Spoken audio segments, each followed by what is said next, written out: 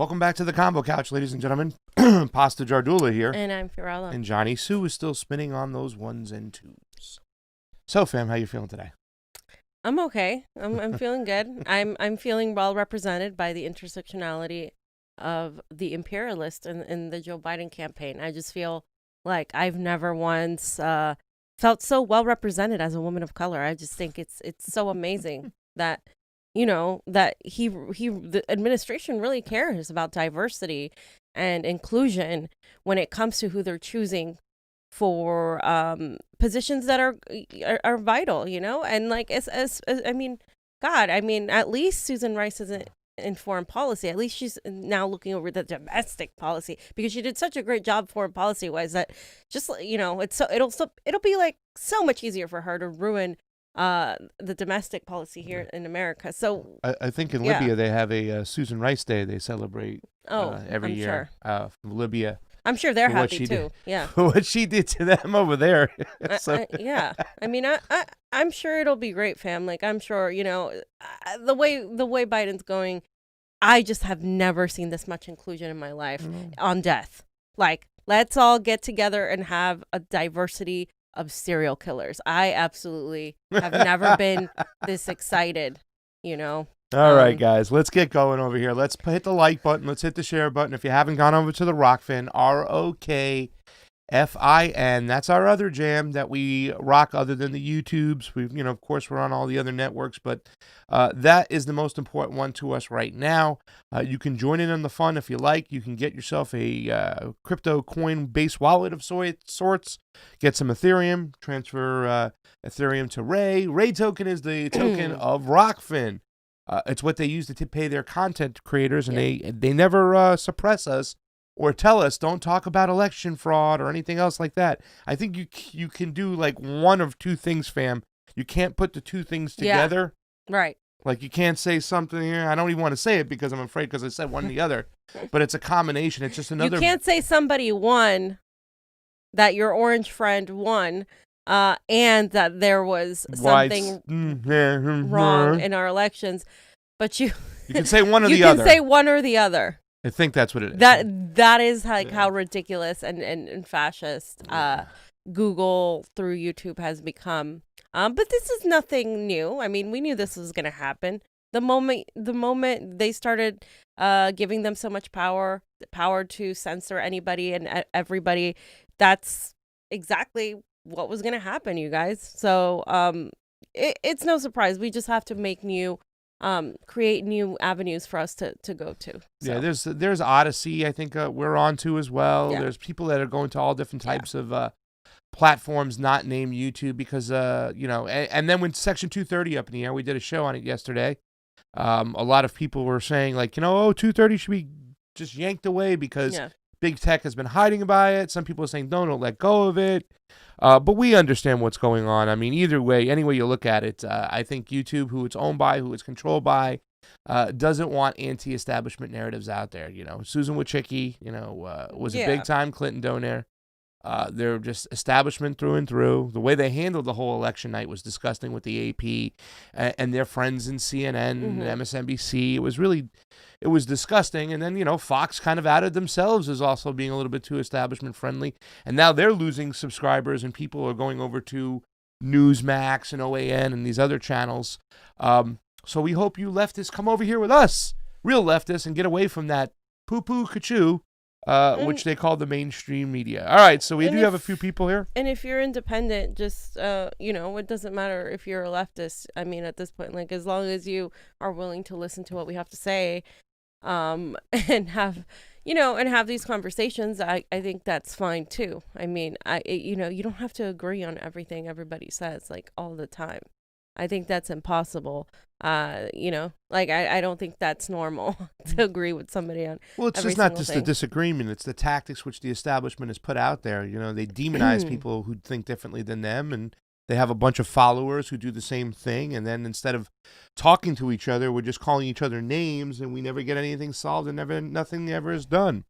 And I'm not telling you to believe what you want to believe. If you feel strongly about that, believe it. But let's at least have conversations. I'm dying to have conversations. I can't wait. You know who I want to have another conversation with again, fam? We've had him on the show a couple times. We had a great show with him last time, Anomaly, right? Mm-hmm. Anomaly is out there in the streets with a megaphone, and he was talking in Huntington Beach. Had a lot of people following him. So he talks to a certain group of people. There's certain things he says that I'm really disagreeing with, and I'd like to have more conversations with him and people who think differently than you, because I think those conversations are the most important, because if we can both get something out of it, some sort of understanding, we realize that we're all on the same team, that we, the people, are getting screwed over more than the elites who are just pulling the strings just for their own resource extraction and profits. I'm sorry. Go ahead. And just even like the fact that I can't stand where he stands on climate change. Like, that's one of my pet peeves. Like, if you're somebody that thinks climate change is a hoax, I have a really hard time tolerating a conversation.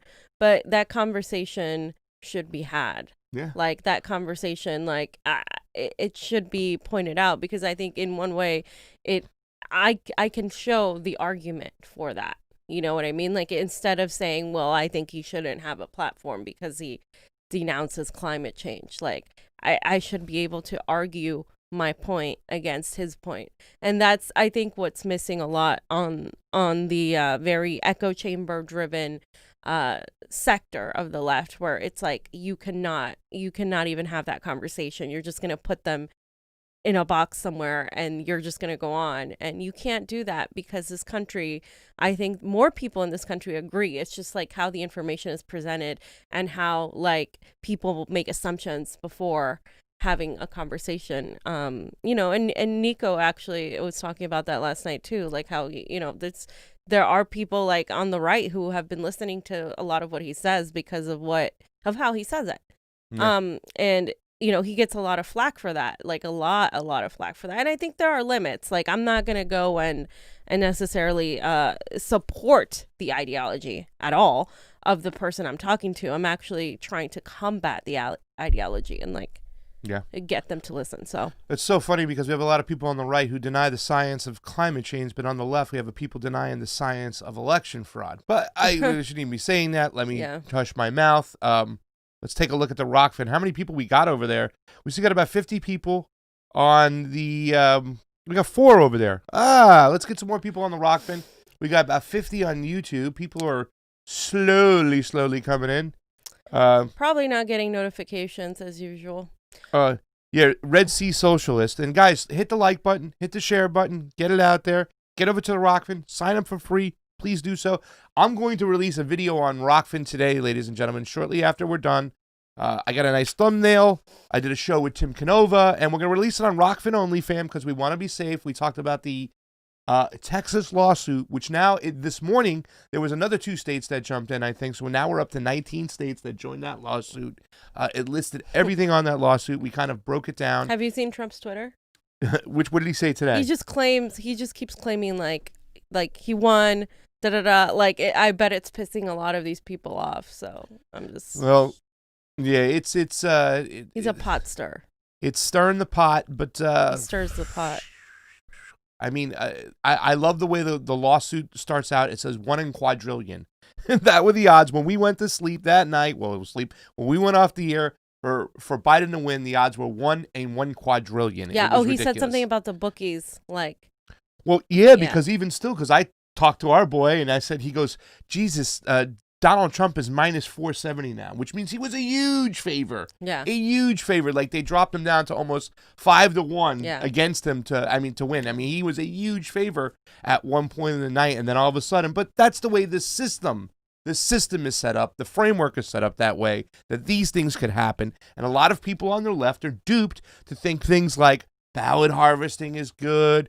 Ballot boxes in the middle of nowhere. What could go wrong? I mean, really. I mean, these things, I've said it before. We can't substitute comfortability for integrity. We just can't do it. We have to have integrity in our elections, which means we would have to fix a lot of the things. We have to make them more mellifluous, so you get in, you get out. No pizza lines for 7 hours. But I think that stuff's done on purpose, and nobody ever pays a price for doing these things. And that's why we have such a crappy system.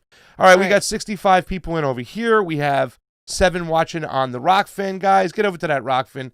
Fam, let's talk about the best freaking cabinet picks ever to come. Yeah, so basically, what Joe Biden is doing is he's bringing everybody from the Obama administration, and he just tapped NSA Susan Rice for a key position and is bringing in everybody else.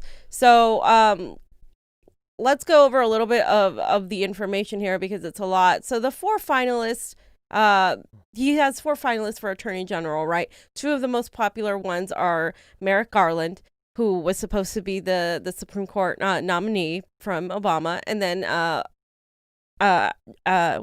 Doug Jones, who is the senator. He recently lost his position, so he's leaving. He also had that whole debacle, which we're going to go over in a minute. He also appointed Dennis McDonough for Secretary of Veteran Affairs, Tom Vilsack for Agricultural Secretary, and Marcia Fudge for Secretary of Housing and Urban Development. And like I said, Susan Rice, who was former national security under Obama, she is now being tapped for the director of the Domestic Policy Council. So it will be a lot better for, I guess, the world, depending on who he picks. It probably will be a worse person. He also announced Catherine Tai, who she was the one that oversaw the trade enforcement for China during the Obama years. And we're going to go over who some of them are, because as you start looking at these people, you start realizing really quickly that, well, they suck. They're all NSA, CIA. They're all really consultant class. It is status quo as it ever gets. And in a lot of ways, that's more dangerous than somebody that's blatantly going to tell you what's going on. And that is the Biden administration. So Garland, he was nominated by Obama for SCOTUS. He went to Harvard Law. He has actually tons of Republican support.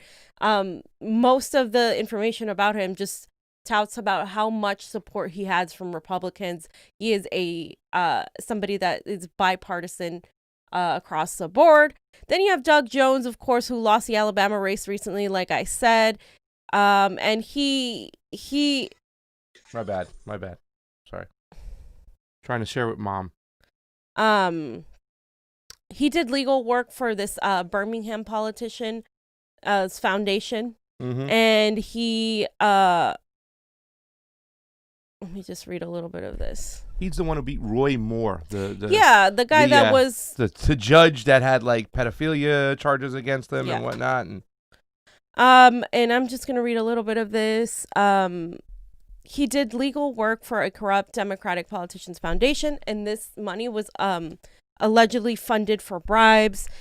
As recently as this year, Doug Jones had they had an ethics disclosure findings that found that he worked as an attorney for the foundation that was caught up in unfolding criminal investigations. He has a lot of baggage as well.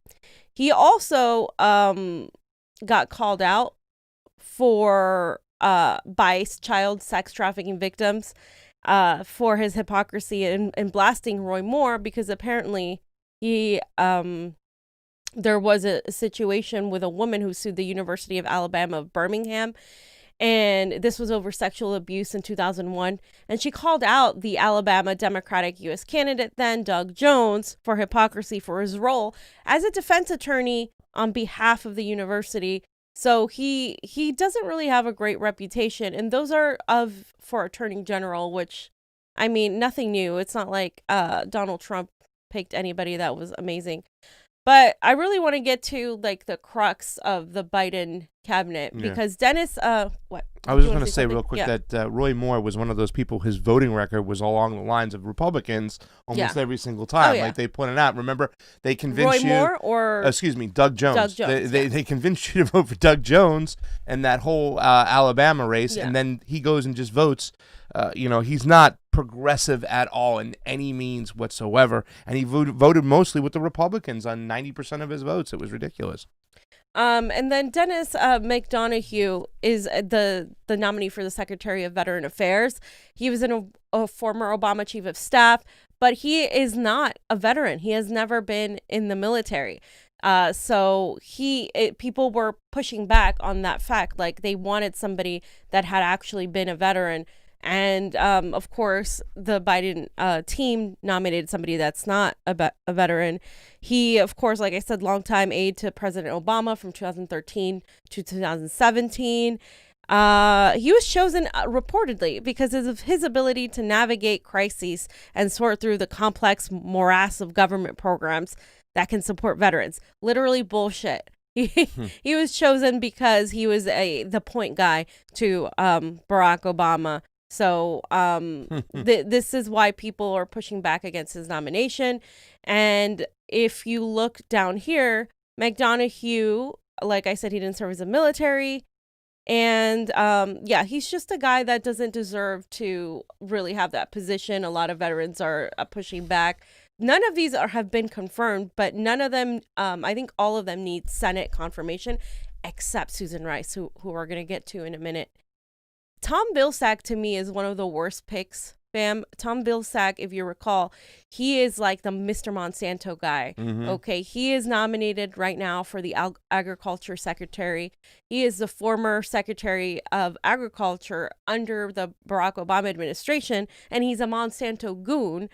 As a USDA Secretary, he actually failed to protect the food workers and did very little to combat the agency's racist policies, and also championed the industrial agricultural over the family farmers. So if you don't know, and this is one of the good reasons why we're vegan, big AG or big agriculture is like horrible because they basically make factory farming the way to go. And they basically make it so you're mass producing all of this meat and all of this, just these animals are produced or as food in a massive way. And the small farmers have been screwed by big agriculture, which is why like some people who do eat meat are always saying buy local, buy from your farmers.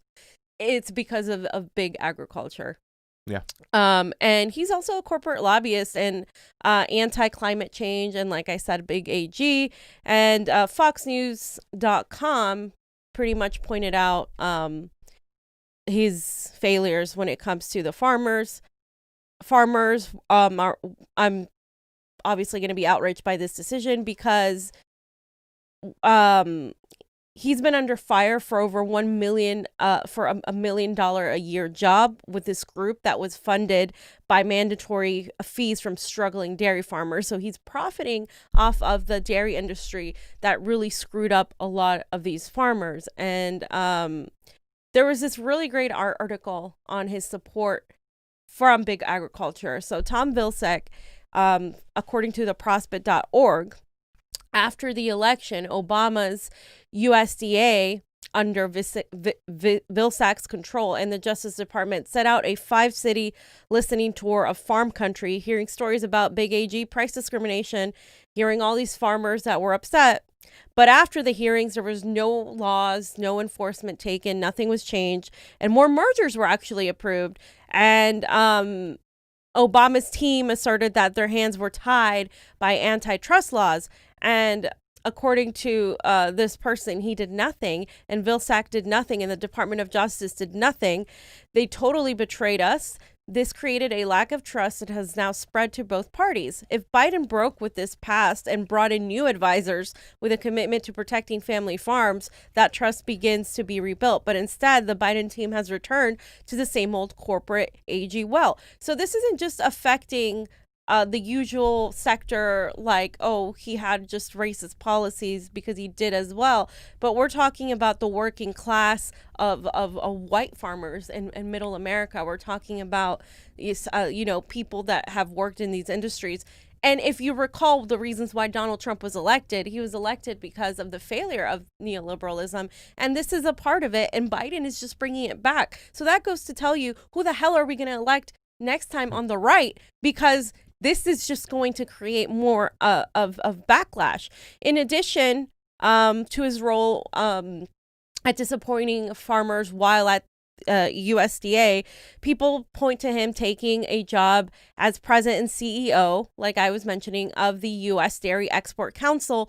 As soon as his term with Obama was done, he went and took this job, $1 million+ job. The council's members include large corporate dairy interests, which have dominated the industry and destroyed family farms. About 4,600 dairy farms have closed every year, with some dairy companies now including a list of suicide prevention hotlines in their envelopes with farmers' checks.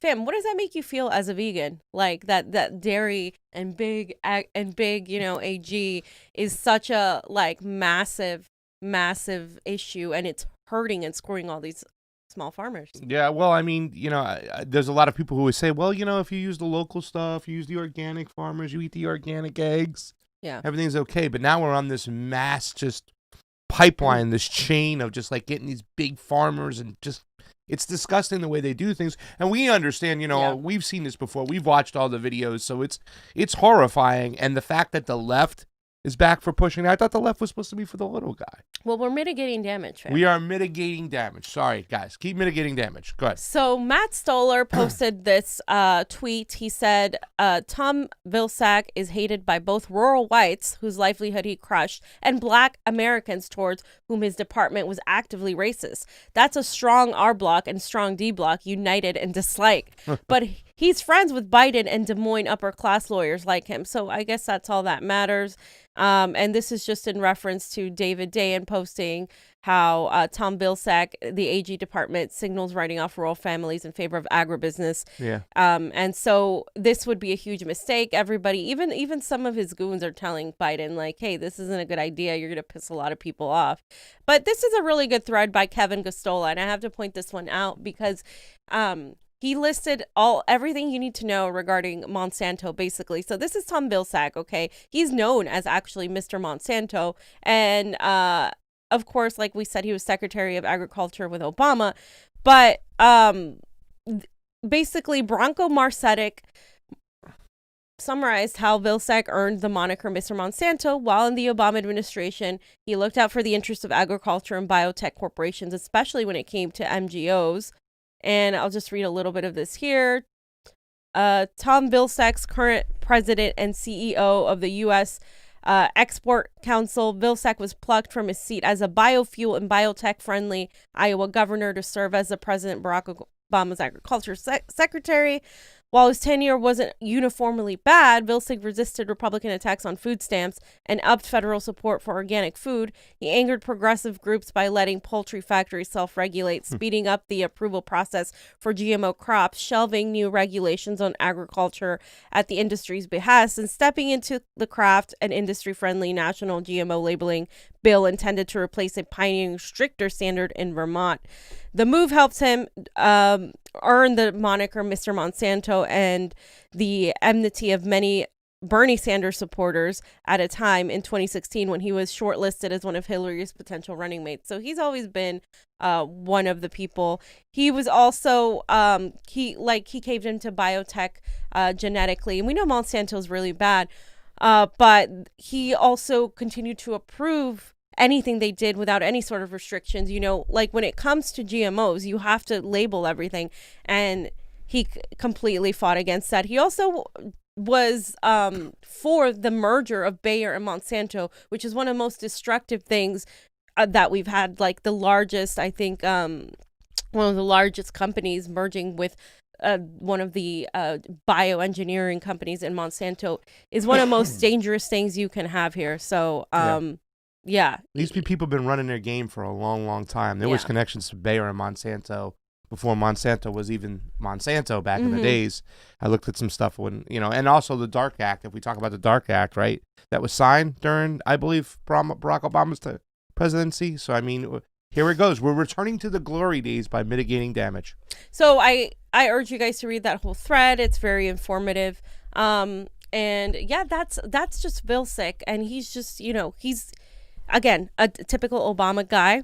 And we had Marcia Fudge. And Marcia Fudge is going to be the Secretary of Housing and Development. Now, this one's mixed because a lot of progressives unknowingly were cheering for her. Why? Oh, because she's a woman of color. Okay, so we have, according to Politico, she's going to be the in charge of housing and urban and development, which is kind of like, why are you putting her in charge of urban developing? It's a little bit, kind of like, I don't want to say racist, but it's a little bit kind of like you could have put her somewhere else, but she is making her case she was making her case for agriculture secretary, but she didn't get it. One of the things about her that I want to point out is that she's a status quo politician as they come.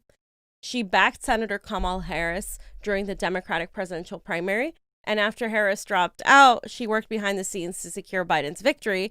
And of course, this included urging Democratic Majority Whip Jim Clyburn to go public with his endorsement of Biden before the South Carolina primary. Bernie Sanders subsequently lost that primary. She said, I do know there are many people who are lobbying. My name was mentioned even before this election. I've been very, very loyal to the ticket, and I will remain loyal to the ticket. I just want to say, do you want somebody in there that's loyal to Joe Biden, to the Democratic Party? Because it's irrelevant, because Joe Biden isn't going to be the president for long. We know this, but do you really want another loyal Democrat in there? And all it takes is to look at her Twitter for 5 seconds to know that she's a typical establishment politician. Right over here on her Twitter, she says the CARES Act prevented millions of families from falling into poverty, yet much of that relief has now disappeared. Poverty is spiking across America, and it's only going to get worse. It doesn't have to be this way. Our communities need help now. So she's propping up the CARES Act, of course, which was the largest transfer of wealth. It beat what happened in 2009. The largest transfer of wealth from the poorest sectors all the way to the top 1%. Like I said, she was pro Kamala Harris. So I was a little bit weirded out when Nina Turner was thanking her for her nomination. Nina Turner said, "Congratulations, Marcia Fudge, on being nominated as to the HUD secretary. Our country faces a historic crisis in housing, from evictions to lack of affordability. The challenges ahead require someone who understands the enormity of the problems facing millions of Americans." And I was a little turned off by that. Why is Nina Turner congratulating a Democrat that's a status quo establishment Democrat that supported Kamala Harris, that supports Joe Biden, that did everything she could behind the scenes to elect Joe Biden? I'm just a little bit weirded out. So does that mean like Nina Turner's going to be doing the same type of thanking if she gets in there as a Democrat? Like, this is why I don't support the Democratic Party or anybody running in it, because then they do this shit, and they continue building the Democratic Party up, and they continue building up these players. Yeah.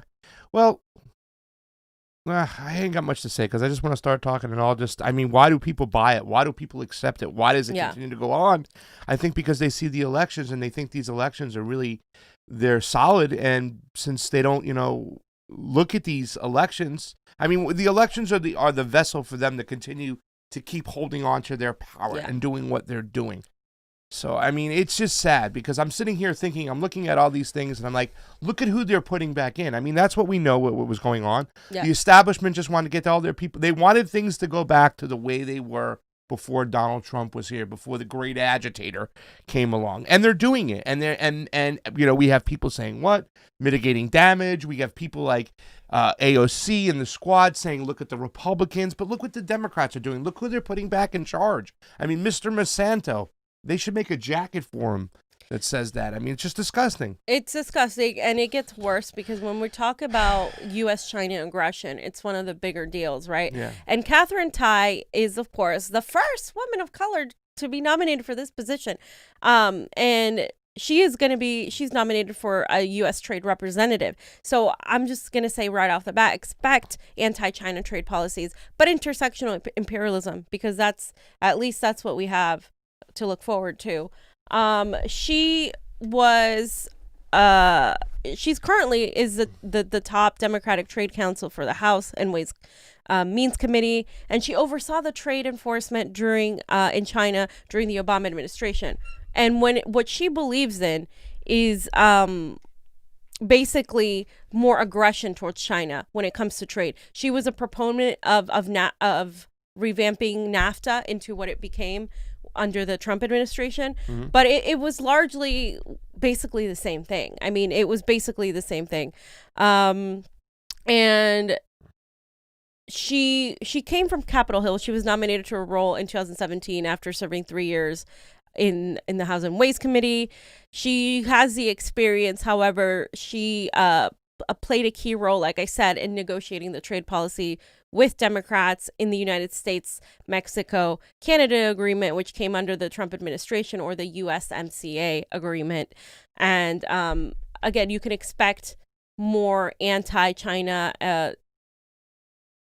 stances when it comes to trade, and when it comes to the economic policies that the Biden administration is going to put.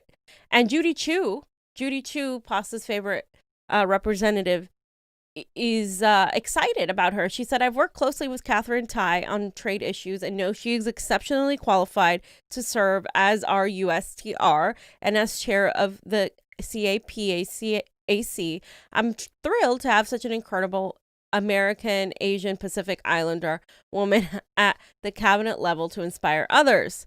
And of course, they're focusing on the fact that she's the first AAPI, but they're also completely not pointing out that her policies are going to be very much anti-China. If you read her record, it's going to be a lot of tariffs, a lot of taxes, a lot of things when it comes to the trade in China, and we don't need that. We absolutely don't need any more of that. And finally, bam, Susan Rice. Mm-hmm. Susan Rice is my favorite.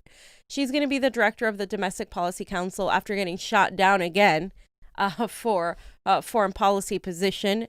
She was very excited. She said that I am humbled and excited to call this to serve. By this call to serve, the scale of the challenges ahead demands a government that works for all Americans. We must restore trust in government through strong and equitable domestic policy that builds back better here at home. That phrase, build back better, they're all saying it. I just want to point that out. That's like a deep state thing. Like, they're all saying build back better. It's the new thing that they're saying. The new catchphrase? Yeah, because it's not, they basically just told everybody, we're not going to go back to before. They're calling it the new normal. They're saying we're going to build back better. This is why, when Whitney Webb talks about the merging of the technocratic superpowers with our government, like, this is part of it. This goes right along the lines. And just a reminder, I did a graphic. Susan Rice helped bring about the Libyan slave trade via U.S. intervention. Mm-hmm. She also had that Benghazi video that went viral, where she was using CIA talking points and flat out lying about what happened. She pushed for proxy wars in Syria. She supported Israel's massacre and siege of Gaza. She is pro-U.S. sanctions on Iran. She has said so constantly. She is anti-China as it gets, pushing for more hawkish relations. And of course, she she failed when it came to dealing with the Rwanda genocide, which, Hotel Rwanda is a great movie that Pasta loves. And regarding Benghazi, she defended herself by saying, "I relied solely and squarely on the information provided to me by the intelligence community." And she said, "I made clear that the information provided to me was preliminary and that our investigations would give us a definitive answers." Would you say that that's even true? I mean, she flat out lying. Like, she literally said that something that wasn't true. She made up that the attacks were from protesters when it wasn't the case. Didn't she say it was about the cartoon or something? I can't even remember. She made up that it was about the protesters. And yet people still say that she's extremely qualified. Rice did win accolades for pushing the UN Security Council to adopt new Iran and North Korean sanctions. That's right. She was praised for adopting more sanctions, helping secure the toughest UN measures to date against those two countries over their nuclear programs. She also played a key role in negotiating the resolution on Libya. And Madeleine Albright on Susan Rice said this, because Madeleine Albright and Susan Rice knew each other since she was a little girl. Susan Rice knew Madeleine Albright since she was 4 years old. She's comes from an elite upper class family. Madeleine Albright said, "We often traveled together, and I took her advice very seriously." And this is Madeleine Albright, who served as UN ambassador from 93 to 97 and Secretary of State, of course, from 97 to 2001. She said, "I think she is one of the smartest people I know in her national security issues." if Madeleine Albright compliments you, that is a terrible thing. That is like the devil complimenting you. She's a good Padawan itself. Yeah. I conditioned her since she was 4. No, so Madeleine Albright wouldn't be a Jedi. She would be the Count Dooku or something. The Sith. Like the Sith Lord. Sith Lord. Yeah, she is the Sith Lord. And so just more on Benghazi at w.antiempire.com. They basically talked about the in 2012 the attack on the U.S. diplomatic campground in Benghazi. Rice was on the Sunday morning talking show reciting the CIA talking points, and she said that they were based on intelligence assessments at the time, but turned out to be incomplete and misleading. And she was accused of being incompetent, untrustworthy, and soft-pedaling terrorism. She has also been criticized for her decision to unmask the identities of senior Trump officials, which Trump called a crime. She had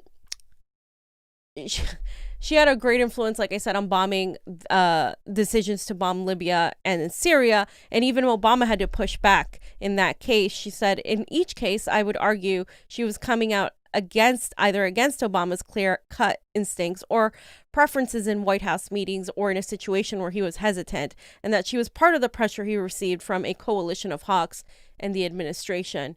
And she describes this, and this is Barack, Mr. Drone Warfare, Mr. Took us from 2 to 7 wars, Obama, and she makes him look like a little boy when it comes to how hawkish she was. She said, ultimately, we would fail to garner the necessary support for congressional authorization to use force. Republicans and Democrats had acted precisely as I predicted. Ironically, it turns out I was right about the politics, but President Obama was right about policy. Without the use of force, we ultimately achieved a better outcome than I had imagined. So she was pushing Obama to actually go and fully set out a full-on attack in Syria and Libya. And even Obama had to say, no, well, we won't use that kind of force. So that just goes to show you the kind of person that is going to be now in charge of our domestic policy. It's so much better for us. I'm so excited. Listen, this is what they wanted. They wanted everything to get back to the status quo. They were so disgusted what happened with Trump. They just wanted to get all their people back in there. And it looks like they're going to accomplish that if things go through. And it's kind of disgusting. I mean, I'm sitting here like feeling like hopeless. Like, what do we do now? Like, it's just like, here we go. It's back to, because under Obama, things did not get better. They got worse. They got worse. You know what I'm saying? People got pissed off. People, it's just. He's putting in all the people that drove, Biden's putting in all the people that drove people to Trump. Yeah, so pretty much. What do you, like, what is this going to do? It's going to push everything more towards the right. And like right now, like I've told many leftists, there's a right-wing populist movement that's developing, and like that can also be a dangerous thing depending on where they take it. Like depending on where it goes, it could be dangerous. It could be a good thing where some people join forces with a left-wing populist movement or whatever it is. But it could also be a very bad thing if people feel like, oh, Democrats are so bad, let's go to the right, and then boom. Like that's what you have. You have that dangerous, because if you have the working class, right, whether it's white or whether it's black or whether it's Latino, the working class angry at the status quo, and you have a two-party system that makes it impossible for people to go outside the duopoly, people are going to choose to go to the right.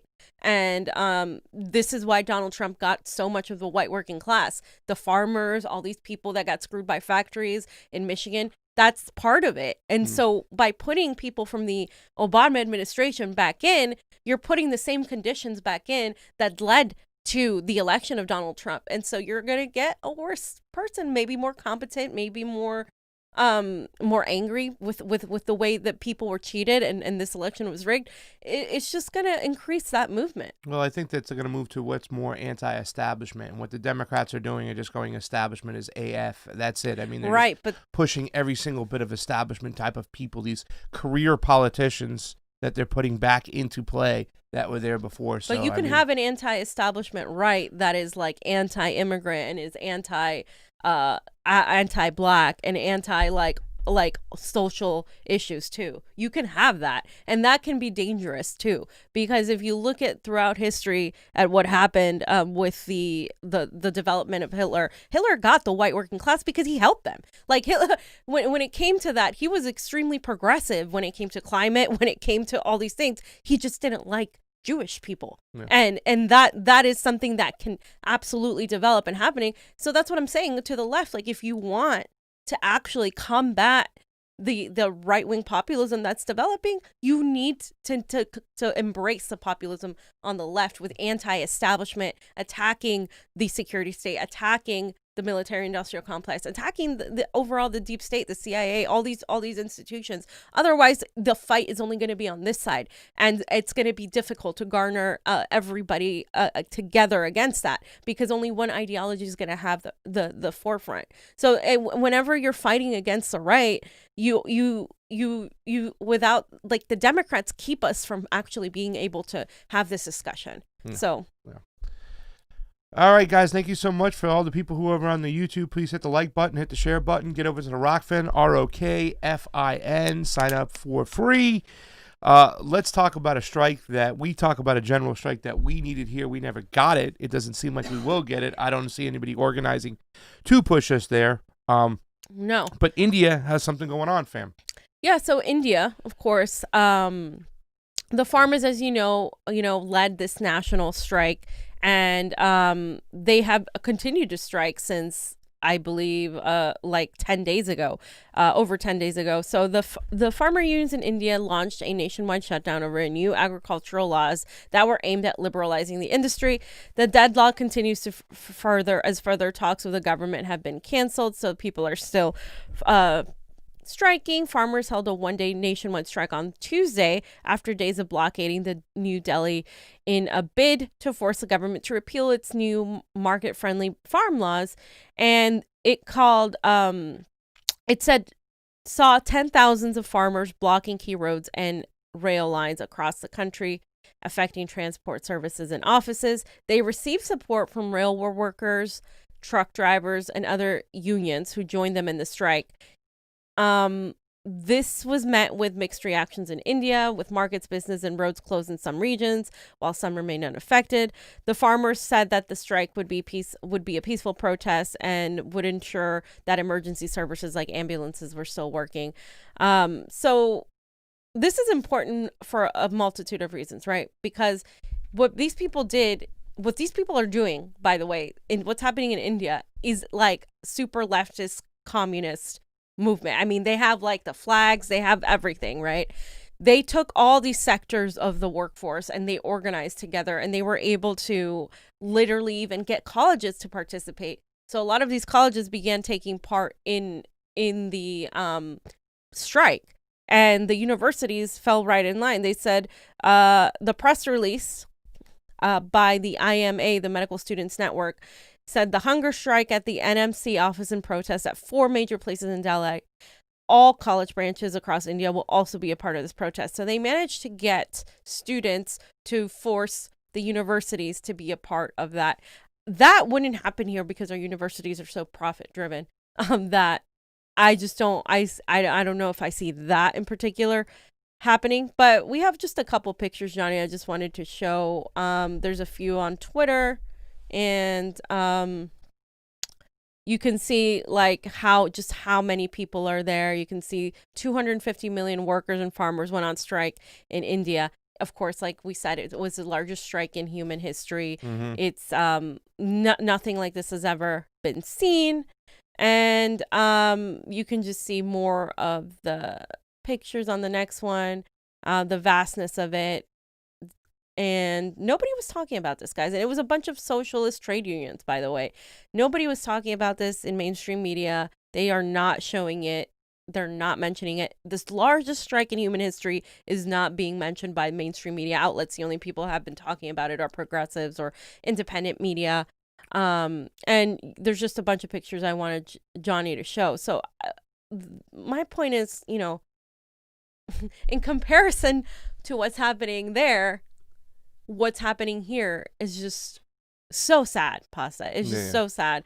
The what is it? The Congress met today saying that they're not going to shut down. They're going to have an extension, that they're still trying to work out this stimulus, supposed bullshit stimulus that we're going to get. Yeah. Meanwhile, small business owners have been talking about how their life is after these shutdowns, right? And I have these stories that I wanted to share because I'm kind of working on this project that I think it's so important for people to really start maybe understanding the need for direct action, because I see progressives constantly talk about, how they want so-and-so like 2024, right? They want AOC or Nina Turner or whoever it is to save them. And that's not going to work, because as amazing, as wonderful as whoever it is that you might think will change the Democratic Party, they're not going to, because it is a machine. It is part of a machine,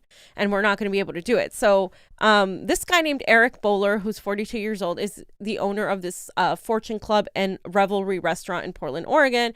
And I just wanted to mention some of these people's stories. He basically had to close down his restaurant early due to COVID-19, and they got the PPP, and they got a little bit of hope, but then it was a 2 months fix. And of course, this pandemic has lasted 8 months. 8 months now, yeah. And he says, and Johnny, you have the picture here. He says, it's crazy to see the charts of how the rich have gotten so much richer during the pandemic.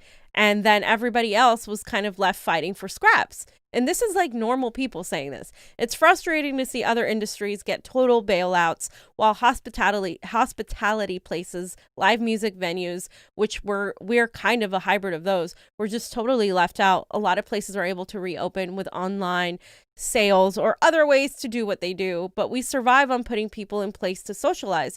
And I agree that that's not safe right now, but there needs to be some sort of bailout or assistance for places that fall into that category, because they're a huge part of the economy. And this is in Portland, Oregon. Then there was this gentleman named Nick Muscari, a fellow Italian, 39, owner of Nick's Sports Grill and Lounge in Texas. And he said, when the governor shut us down for the first time in March, we did the to-go stuff, like a lot of people have been trying to survive. But it was a struggle. We finally got to reopen. Things were pretty good because we had our regulars. I had the PPP loan, and my landlord was working with me on rent. But all of a sudden, the state shut us down again. Everything changed. I was about to have to start to pay full rent, and the PPP money was gone with no timetable set for reopening. It just didn't make financial sense. There's no way I'm going to be able to pay rent, pay the staff, and do it all over. We weren't like a hardcore bar. We were a sports bar. For now, what I need to do is focus on legislation.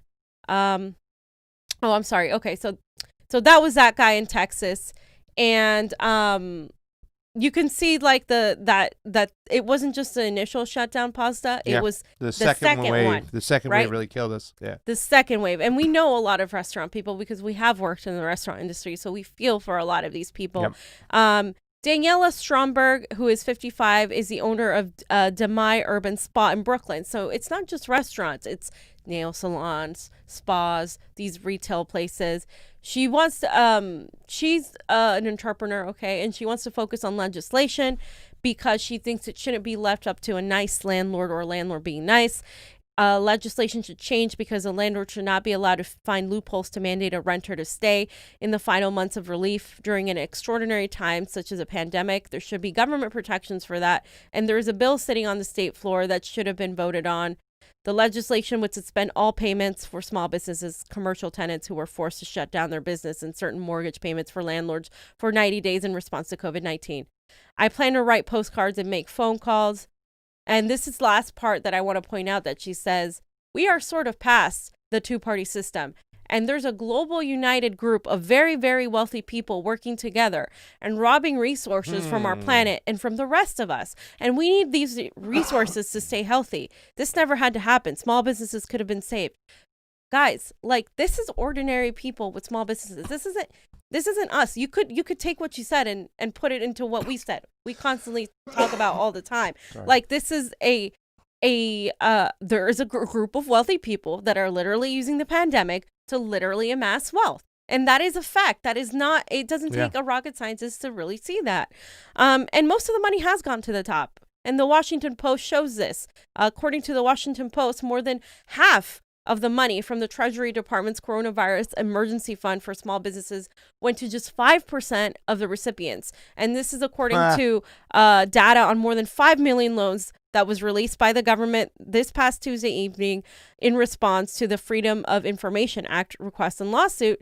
And according to the data, the government's Paycheck Protection Program, or the PPP, about 600 mostly large companies, including dozens of national chains, received the maximum amount.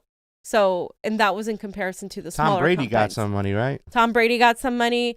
By a yacht. And new data shows, like I said, that more than half of the $522 billion in the same time frame went to bigger businesses, and only 28% of the money was distributed in amounts less than $150,000. So the smaller the businesses were, the less money they got, when it should be the other way around, if you're making sense. And you can see the graph here. Most PPP money went to the fraction of the recipients. The top 1% of loans account for more than a quarter of all of the loan values. So there you go. You guys can see the graph, and then the bottom 1% of loans right there. Well, that's because they're loans, you know.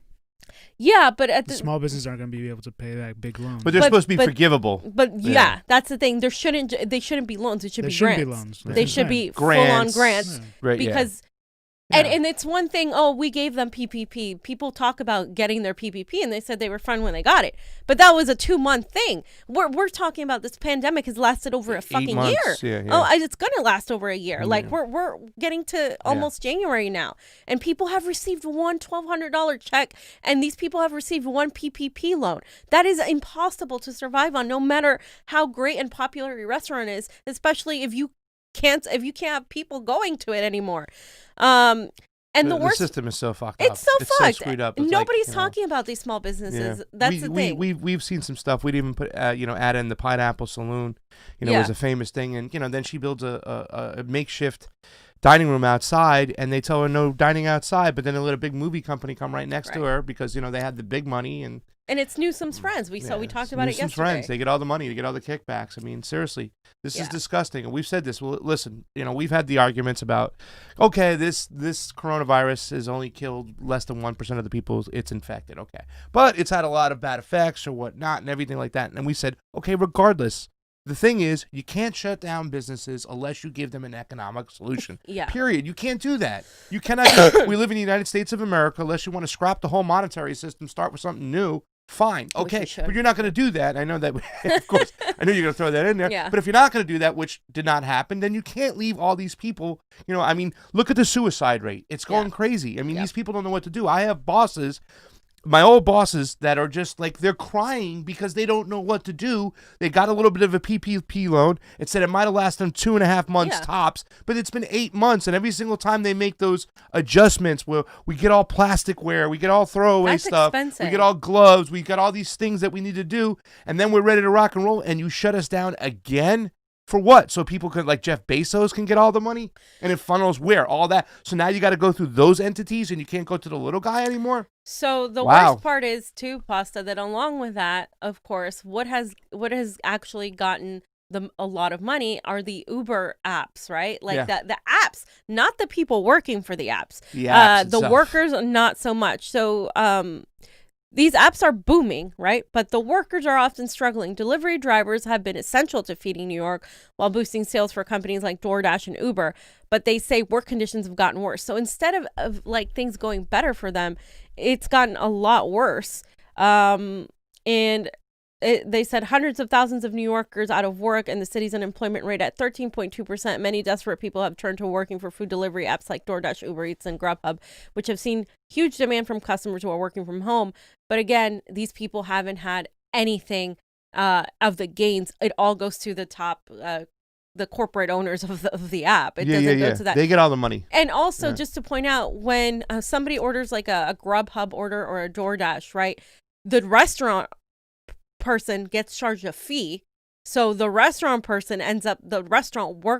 business owner themselves ends up losing money, and that fee is charged to the customer, because you get charged a fee when you're ordering from them, and the workers, the delivery workers, don't get that money.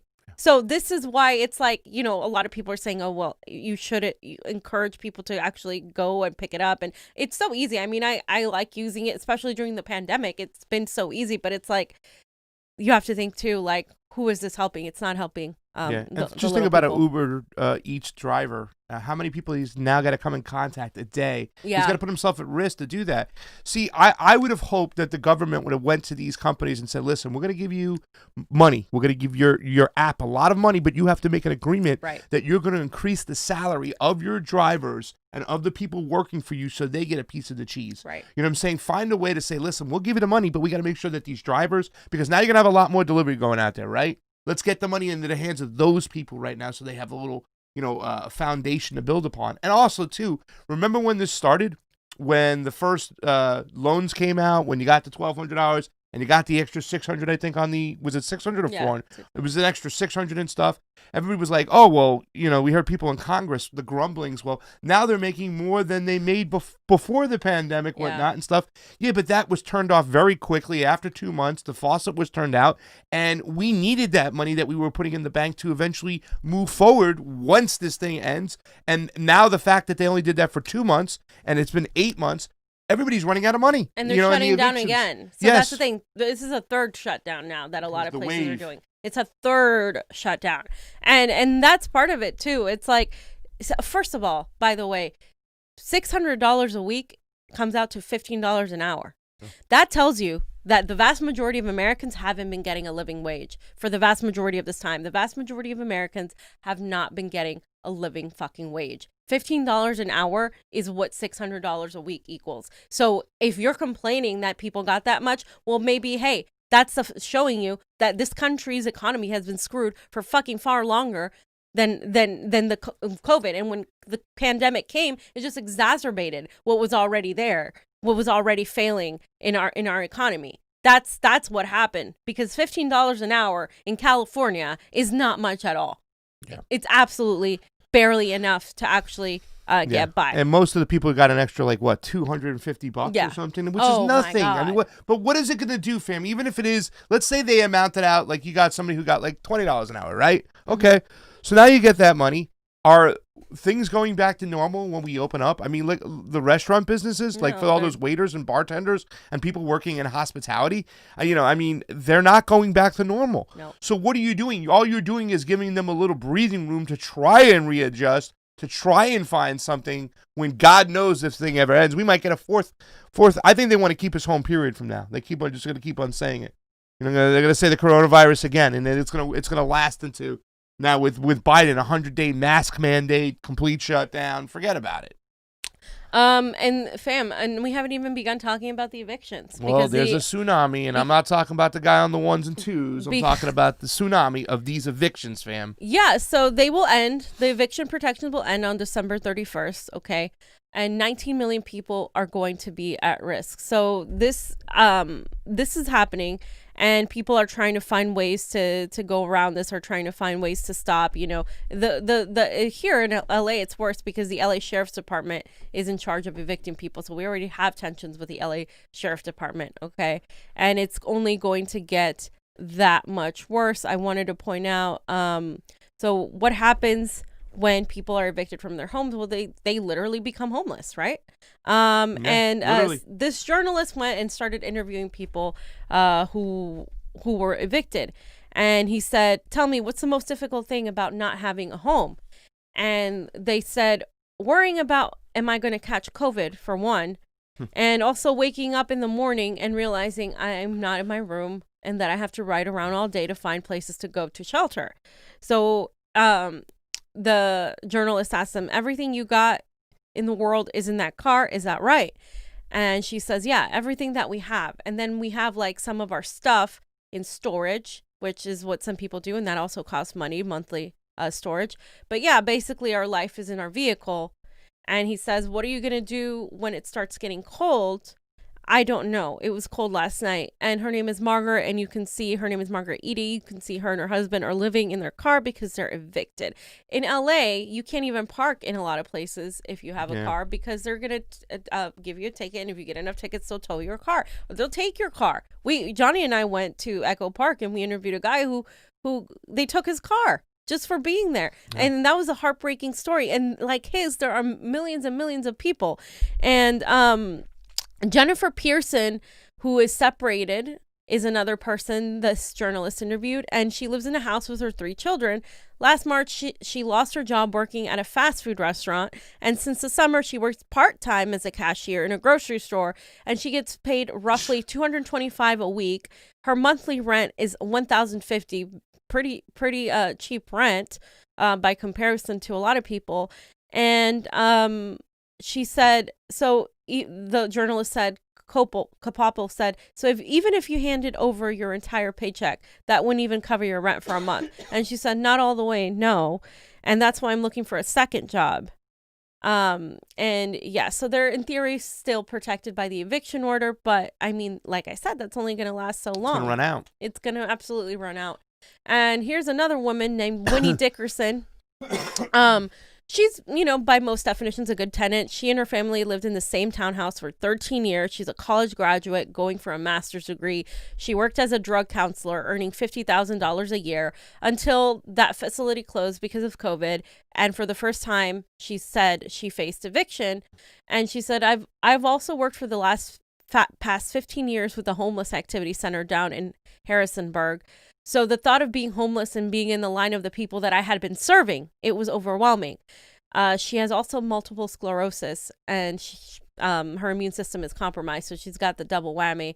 And she said, I think what's missing out of America right now is compassion for our brother. We are our brother's keeper. We bailed out Wall Street. We bailed out the airline industry because of COVID. What about giving this money to landlords to help the tenant so they don't have to pay back the money? Because this is, too, landlords, small landlords are also getting screwed. I'm not talking about the slumlords. I'm talking about like the ones that own 1 property or 2 or a small, they have to pay the bank. So they get in trouble too with the bank when people don't pay their rent. You're talking about like there's a lot of families out there that have another house that they use that rent of that house to help pay their bills and their mortgage of their main house that they're living in.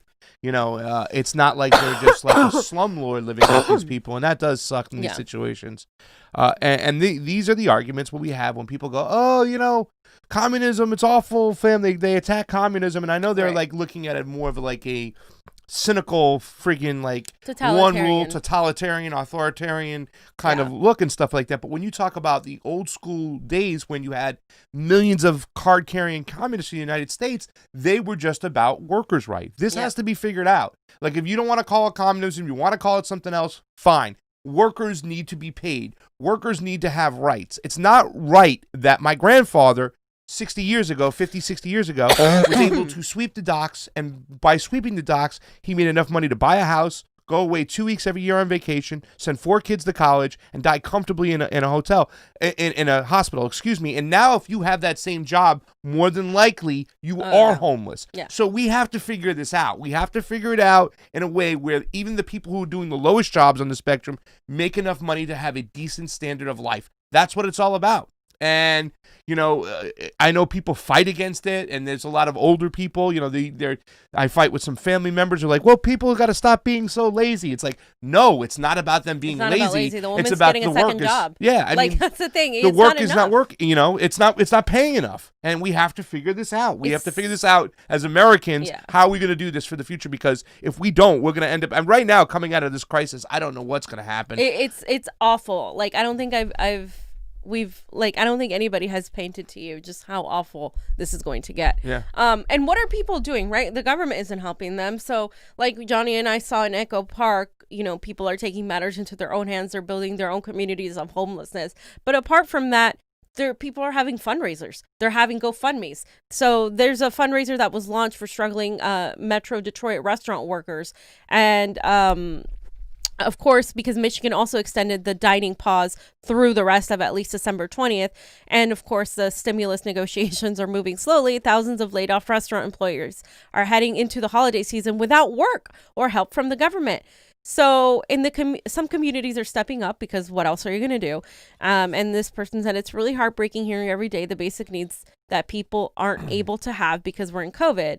This is Desiree Vincent Levy, co-founder and executive director of Detroit Kitchen Terminal, a 501c3. She started in 2019 with She Wolf chef owner Anthony Lombardo. basically she modeled it after the DC Central Kitchen in DC. And its purpose was to provide food service training to formerly incarcerated Detroiters, as well as educational workshops for the public, which is awesome because these people have a hard time finding a job. But now with COVID, she's turned it into an organization to provide a one-stop place for donations and disbursements for struggling restaurant workers within the city limits. And she said, understanding and supporting the plight of workers has always been paramount in my life. And you know, I'm not actively trying to keep my restaurant alive in COVID right now, so having the space and capacity to be on the perimeter and support is important. I mean, this is what people are doing to kind of help the people in the service industry, because remember, these people don't have unions, right? They don't, most of them. There's a few that do. If you work at the airport, a lot of those places are unionized, but most of them don't have unions. Most of them don't have health insurance. And so what are they doing? Well, this guy is a celebrity chef. His name is David Chang, and he went on Who Wants to Be a Millionaire, and he won money for his restaurant workers. So for restaurant workers in general. And he went on the show and he was able to win $1 million and to give it to them. So it's to me, this is nice and all, but it's shouldn't be happening. We shouldn't have to have people going on game shows and winning $1 million to give to the freaking restaurant workers. We shouldn't have to have a woman go from helping, you know, incarcerated people find work to having to help every restaurant worker because they're not getting any help from anybody right now. It shouldn't be on her. It shouldn't be on us. The government should be providing people for closing shit down. Because this killed less than 1% of people. Are you kidding me? And like, we experienced COVID. We just got done telling you that it's not like a joke. It's a real virus.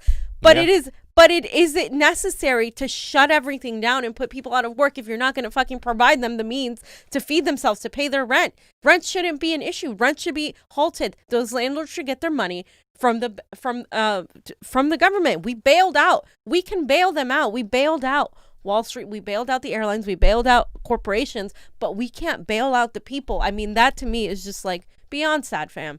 Yeah. I just want to say thank you to the, do we have more stuff on this topic and I'll get to it after or no? No, you can say thank you. We do. I just want to say thank you real quick to some of the people on the YouTube for hanging on out. And there's a couple super chats on the Rokfin, Super Rays, Kathy Looney, I'm matching Noah, love you guys. And Noah started it off. Yes, he did. He put a heart and a couch by his Super Ray. Super Ray. Thank you so much. And let me tell you something. Cryptocurrencies.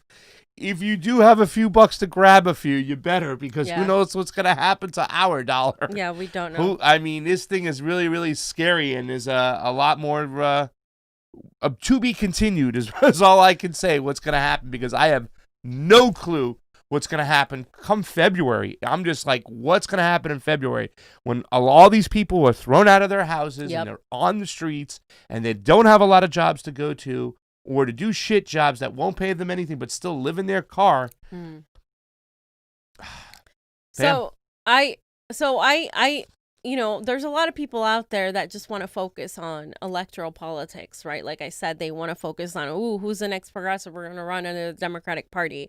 And then they want to focus on, let's see who's going to save us in 2024, without fixing our elections, without fixing the fact that we can't even talk about election fraud and a certain somebody in the same sentence on YouTube, without understanding that these things are essential to actually getting anything we want, and without understanding direct actions. So I want to know what we can learn from India and how we can implement this into our own structure, because there are a lot of people that are becoming not necessarily political, but that are being forced to talk about, hey, like, I'm a small business owner, I'm losing everything I have, or hey, I'm a server, I can't afford this, I haven't had money. People have begun sending me their stories because I want to know, if you're a restaurant worker, I want to know how you have gone through this experience and how it's affected you. And if I can guess, it's not been very good. So my idea is that people need to organize, right? Because we see that it's possible. I'm not expecting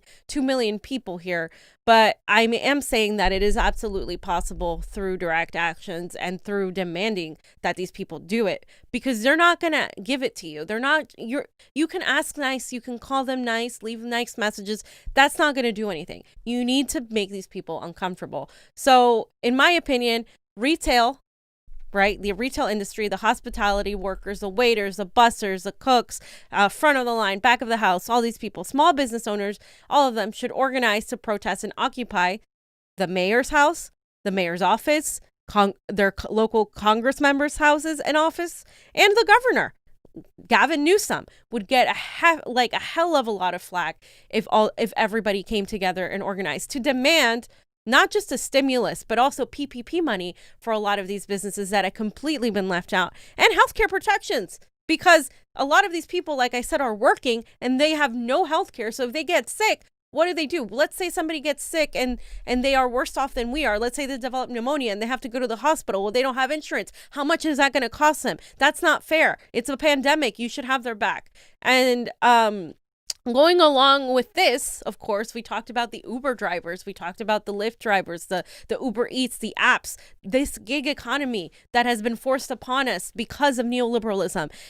These people should also be part of this organization to demand more income and protections from these apps and the government, right? But from these apps, these big CEOs that are making so much money on their behalf, okay? And they're making like millions of dollars, and these people are getting none of it. They're getting no health insurance protections. They're getting nothing for them to be in any way, shape, or form have any sort of social safety nets. And they should demand help for independent contractors and these gig workers, because these people in the sector, it was even difficult for them to get their $1,200 check to begin with. I mean, some of these people haven't been able to get it because they're gig workers. So they're not a typical employer. They're an independent contractor. The third group of people, right, that I think is important is those who have work but are overworked and underpaid. So this would be like grocery store workers that we've heard, the truck drivers, the people that work at like retail, the pharmacy, Amazon, and also like non-app delivery workers, whether it's UPS and all these people, nurses who are the lower rung of the medical field, but they do some of the hardest work, EMTs, and some teachers who might be substitute teachers or not getting the same salary that they were getting before. This tier of workers is important also for them to participate in this whatever you guys want to call it. I'm brainstorming here, but this is absolutely possible, and the key is to get people from all sectors, because every single person that's a working person is affected by this. And then we have the fourth sector as a group, which would focus on the evicted folks. So it could be anybody from a business eviction, because that is happening as well, like we said, or your place of residency, including the renters, homeowners too, small landlords, salon owners, etc. These folks are also losing their livelihood and need not just worker PPP, but also rent cancellation and debt forgiveness, because even if their rent is canceled for now, they're going to have to pay it back later. That's going to be an impossibility with the upcoming situations. And then the fifth group consists of artists. And I always look to artists because, we come from the entertainment world, and a lot of these people who worked as part-time gig economy servers, etc., are actors, musicians, models, performers, comedians. Comedians can't perform right now. If Jimmy Dore didn't have his show, if Graham didn't have his show, if Ron didn't have his show, they would be screwed because they were performing, they were touring and stuff. That is a chunk of money that they're not able to do, these independent artists and musicians as well. And they also need help because this is part of the gig economy, and they can join these demands and this struggle. And then the sixth group, in my opinion, would just consist of people who are supportive, whether it's college students, journalists, social media influencers, or just general supporters who are not necessarily included in this sector, who may still have a job, who may be fine, but simply want to support and amplify the message and stories of those struggling. And this is important because I think that this is absolutely possible if people get off their ass and start talking to each other and understanding that this goes beyond politics and ideology. You're going to see a Republican going after Gavin Newsom just as much as you're going to see a Democrat now because of how he's operated and how he's screwed the economy here in LA and small businesses. I know because I have a lot of friends here who tend to be on the liberal side and who are out there complaining how they're not able to work and why the hell are they being closed and why is Gavin Newsom doing this? I have never seen these people criticize anything political, and now I'm seeing it. This is why I think the time is ripe to do something like that. And when people simply just want to focus on electoralism, that's not going to get you anywhere fast enough. This is the only way to do it, whether it's a sit-in, and it has to be an occupation more than just a protest. It has to be like literally occupying these spaces, demanding this from the government, and it should basically be like a stimulus and healthcare and whatever, and just a UBI actually until the pandemic ends, right? Or you strike. That should be it. And you can shut down the economy by doing this, by getting every sector involved. Kind of a bigger version of what happened in Portland when it was against police brutality. That same thing, but for economic issues. And that's what I was wanting to see. And now with Biden's election, it seems like all the protests have died down, a lot of them. And this is what people need to be protesting for. And so what I want from people is, if you're in the restaurant industry or a small business owner, a server, bartender, cook, if you're a nail salon person, if you're somebody that's in beauty, retail, anything like that, and you've been devastated by the corona shutdown, I want to hear from you, because I'm working on this project to give a voice to the people who are hurting, because not enough people are talking about this. There's sporadic stories, but not enough people are pretty much putting the spotlight on what is happening, because this is really bad and it's only going to get worse, you guys. So I want to hear from these people who have been completely just shut off and don't have money coming in. How the hell are you surviving? I want to know, and I want to amplify your story, because I think people need to know, because people respond better sometimes to stories real from the heart that are told, and not just to facts. Unfortunately, that's the nature of humanity. That's how we respond. So I think it's important to highlight these issues. Yeah. Amen. Amen. I'd like to see, something what's... Brandon Bernard became the 9th person. There he is. We'll get to him right next, but I'd like to see something what happened when India kind of emulate over here. Really, to tell you the truth, we've been talking about this for a long time. Yeah. And this is something that Bernie Sanders was ripe for, would be a general strike, at that time. It's just a shame. Yeah. And like, Fiorella said, you can't rely on any type of politician to come save you. We have to save ourselves. And right now, we could shut it down. We could shut it down if we wanted to. Hey, Amazon, we're not going to deliver your products anymore. We're not going to work in your factories anymore. Hey, grocery stores, we're going to shut it down. And it might seem really like, oh my God, how can you do that to grocery stores when people have to get everything? If we shut it down for a couple days, we occupy their locations. It's different when they open up their window and they see thousands of people out in front of their houses. They'll get in line like that. Just thinking about what that crowd could do to them. And that's what has to be done. We can no longer sit back and rely on anybody else to help us and save us anymore. If we don't save ourselves, we're done, ladies and gentlemen. We have to save ourselves, and that's the thing. You're right. Nobody is going to save us. And along with this stuff that I pointed out, obviously, when you shut things down, you have to have mutual aid, right? So there would have to be organizing conversations, having for, oh, well, you're going to shut down grocery stores. How am I going to get food? Well, we're going to provide the food. And people are already providing food through food banks and stuff. So that's where you get in the food banks and you get them to participate. Okay, well, so we're only going to have food delivered to people for now. And that's how we're going to be able to survive this, because people got to eat, right? People have to eat. So you have to, that's called mutual aid. And that's just basically people helping each other out to do this. And this is just one idea, but this is what's got to happen, you guys, because again, nobody's going to fucking save you. They're already right now today, they decided that they were going to extend their session because they can't come up with a stimulus, and Nancy Pelosi and Mitch McConnell are doing their whole theatrics together, and nothing is getting done for the people. Something's got to get done. Something's got to give. The way to do things is to actually have direct action. People, like, I got in an argument on a Facebook post regarding the Nina Turner thing, saying, you guys keep putting all this effort into the Democratic Party when we can have our best organizers literally organizing outside, demanding and better elections, demanding free free speech, demanding, these things that are important, plus healthcare, plus a UBI, plus whatever it is you want to demand with social safety nets, right? But like it doesn't happen because people are just so focused on voting for somebody or somebody saving them. And it's like I got attacked, and with the same attack that Jimmy Dore often gets too. It's like, oh, you don't have any solutions. You're just angry. It's like, well, I'm angry, and I'm rightfully angry because we should all be fucking angry. We've gotten one fucking check. What the hell? What is wrong with you? Like, if you're not angry, you're obviously living in an alternate reality. And I have countless times said that the solution is direct action. The solution isn't just waiting and doing things a slow electoral way. In order to push electoral change, you need to force these people to do it. Exactly. You force them to do it. You show up and you say, no, you're not going to suggest anything. You're going to do this.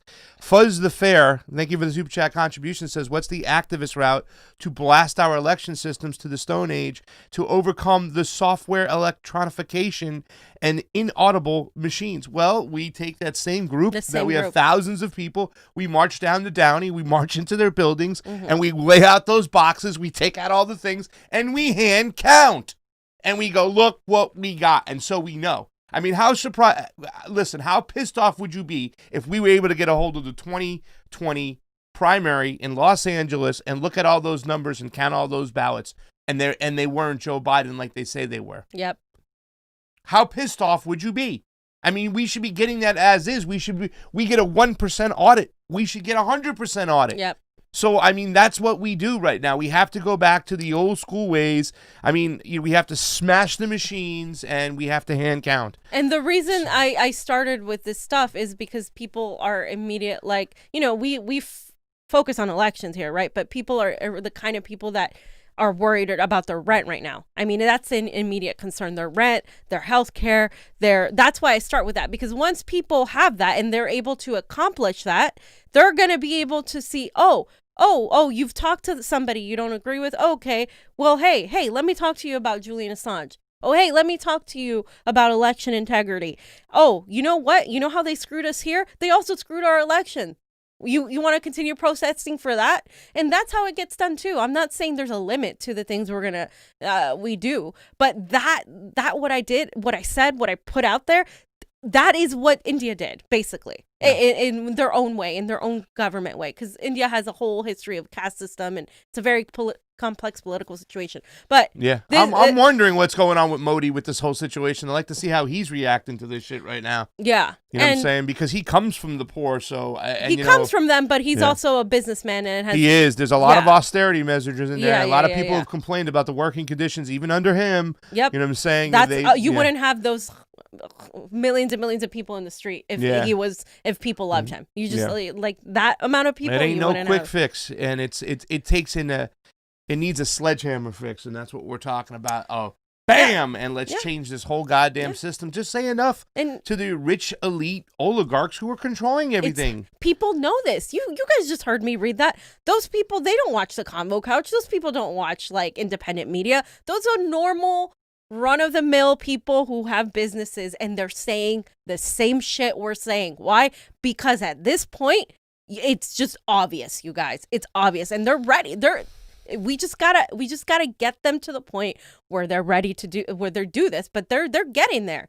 They're getting there. Sadly, because of how we've handled this, fam. Yeah. So let's talk about this right now. This is more about an ideological talk today. I don't want to get too deep into the details as far as what was going on. We heard the story about Kim Kardashian kind of talking about this person, Brandon Bernard, who she wanted to get his sentence commuted, I guess is the way you say it, knocked down from being on death row to serving a life term in prison. Now, Brandon Bernard, 40, was executed for the 1999 double murder wish, and he says, I wish I could take it back. There's a little video here as well. I don't know if we should show this one. We can show the other one, Johnny, from Ayanna Pressley, which probably be a little bit better, which would be a little bit safer that we wouldn't get, So this is Ayanna Pressley. She says, abolish the death penalty. That's something I want to talk about. Take a look. It says 2.8 million views. Brandon Bernard. I'm locked up in my room 23 hours a day. That's been the case for 17 years. I have learned to entertain myself, to keep myself motivated in here. And I've done all kinds of things. I read a lot, and I do crochet blankets and scarves, and I do hats, all kinds of things. It feels good to create something. I practice the guitar.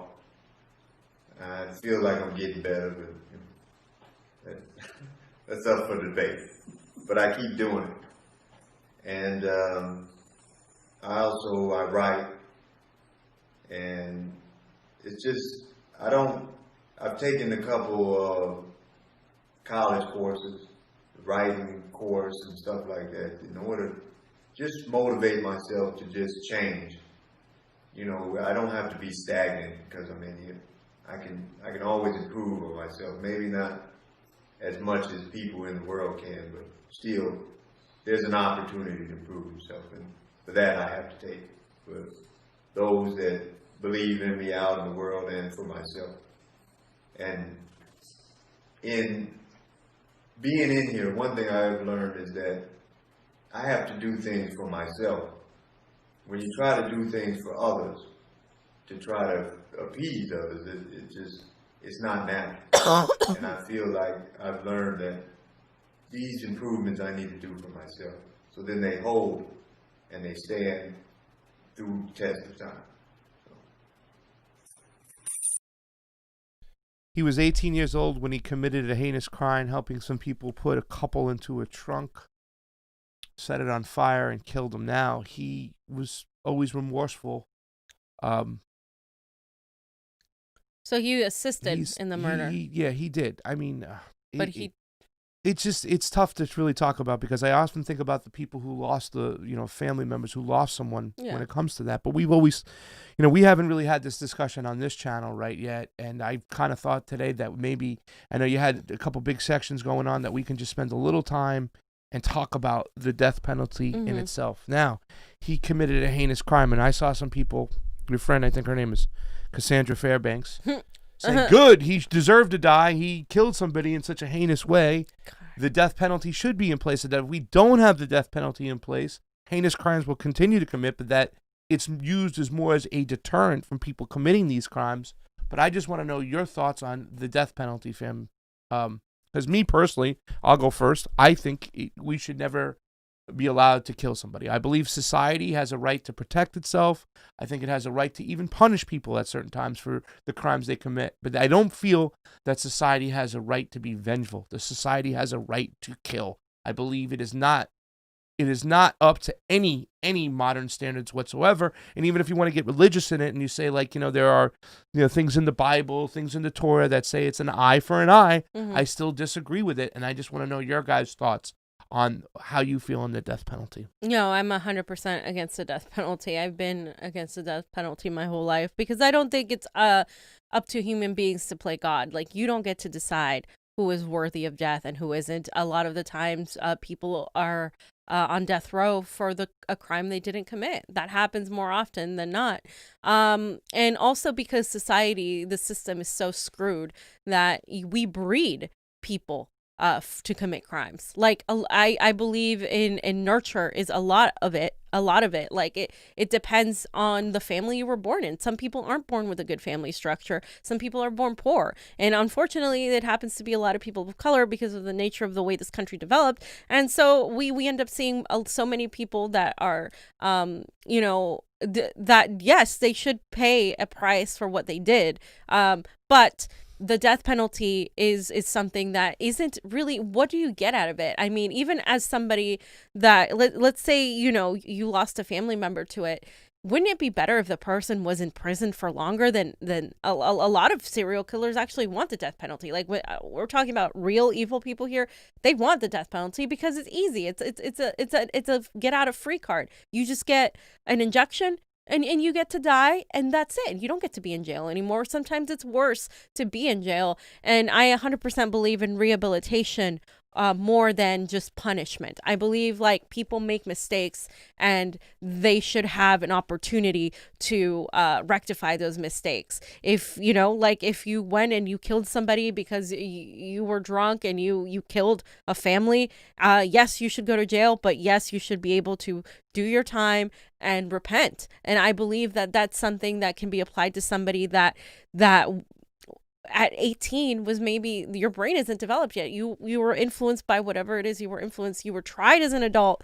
Should you be there the rest of your life? I even think that's too much. I mean, I'm definitely not for the death penalty. I think it's a way where we're playing God and it's not justified. John, you have anything to say about the death penalty? So let's talk about for a second what happened with Donald Trump. Kim Kardashian West, she did push. You can see among those trying to stop the December 10th execution was the prosecutor who won the guilty verdict against him. Kim Kardashian West also pushed for President Trump to commute Bernard's sentence. The reality TV star was tweeting in the days amid hours leading up to the execution, urging her followers to contact officials and ask to save Bernard. So, I mean, I think that in this particular situation, and we've seen Donald Trump, Kim Kardashian has got him to commute a few sentences of people who were in prison for a long time unjustly. And that's a lot of our prison system right now. We have a lot of people in there for minor crimes, people in prison for years during a really racist time where they would just, very little evidence and lock black people up for life and whatnot, and marijuana sentences, very stupid things. But this was one particular situation where I was kind of wondering why Donald Trump wouldn't make the move. And I think that it was the fact of the crime that Brandon Bernard committed, since it was a heinous crime, that it led Donald Trump to say, listen, I'll get too much back push from my supporters if I do commute the sentence. So I think that did play into this whole decision making, the fact that he just did not make a decision to commute the sentence on that. Yeah, well, Donald Trump has always been pretty harsh when it comes to punishment. If you remember the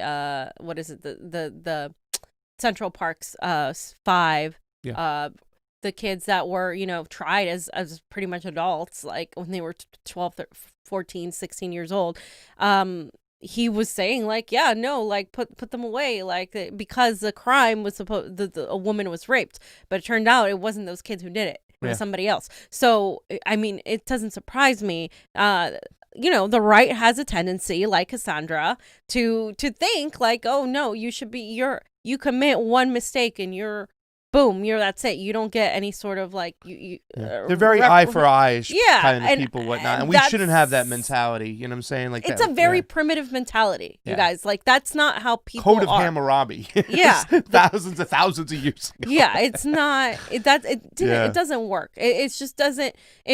It takes away empathy and stuff. I mean, human beings, they make mistakes, so they're going to make mistakes. And I think, if we fix society, you're going to have less of that anyway. But if you continue to put death and destruction and vengeance on society, it's going to reflect that. And it's going to continue. It's going to exacerbate the situation. I think society doesn't have a right to be vengeful and kill. It has a right to protect itself. It has a right to punish, but no way in any sense. I've always believed that too as well. In fact, I was going to bring up a video, but I don't want to do it because I don't want them getting clipped. But there was The West Wing when I used to watch it, when I was so blinded. But there was a scene where Toby Ziegler, who was a communications director, who was a Jewish man, his rabbi was trying to convince him of like, hey, listen, you got to go tell the president to commute this sentence. You know what I'm saying? Because, and he says, but the Torah says an eye for an eye. And the rabbi says, he goes, it also says that a young baby can be brought to the gates and be stoned to death, that homosexuality is an abomination and punishable by death. You know what I'm saying? There's so many things written in our old scriptures, whether you're a religious person, whether it be the Torah, the Bible, whatnot, but it's not up to modern standards. And modern standards should say we don't do that. We don't have a right to be vengeful. We don't have a right to kill. And, this gentleman right here has had remorse ever since he committed the crime. I don't know if that means anything, but the fact is he knew what he did was wrong and whatnot. And, I appreciate Kim Kardashian West making a push for it, but it did not work this time. And unfortunately, yesterday, Brandon Bernard had been laid to death. And it's over by lethal injection. Yeah. And I mean, at least it's not, the chair or like freaking hanging anymore. But come on, it's still they still have problems with lethal. Oh, yeah. They've had problems where it hasn't killed people all the way and the persons have suffered and whatnot. It's been disgusting. So. Next one, Biden and Harris, Time Person of the Year. What's you gotta go? Okay. All right, guys. We're going to skip this one. So that was it today. Thank you very much. Join over on Rokfin, Rokfin. Thank you to our Patreons for Pasta Jardula. Fiorella. Johnny Sue on the ones and twos. Convo out. We'll see you later. Bye.